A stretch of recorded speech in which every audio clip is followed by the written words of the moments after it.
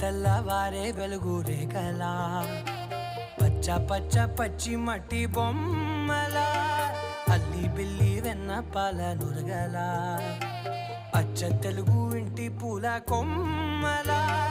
దేవదేవుడే పంపగా ఇలా దేవతే మా ఇంట అడుగే పెట్టెనంట బ్రహ్మ కళ్ళలో కాంతులే